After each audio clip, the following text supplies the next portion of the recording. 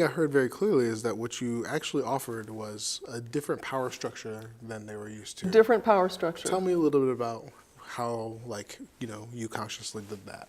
Well, the environments I usually work in are very hierarchical. There's a board of directors, a school board, there's a superintendent, a principal, teachers, students are at the bottom, and there's parents out there somewhere. Complaining parents maybe move up a little bit. But, and there's a disproportionate amount of power in those different groups. There's also legislation, and for example, if the legislature in a particular state decides, okay, all kids are going to learn this, then that's what's on the test.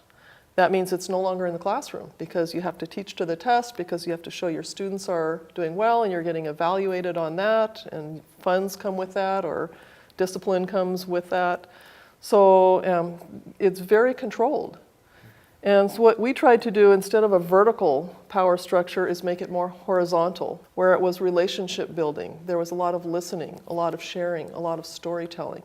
It was very different than, here are the rules and you will follow them. Here's the textbook, you must be on the same page at the same time, sitting in your row, doing what every other student is doing. Why? Because the test is on Friday. So it's just a very different structure. And even the students were in charge of their own learning process.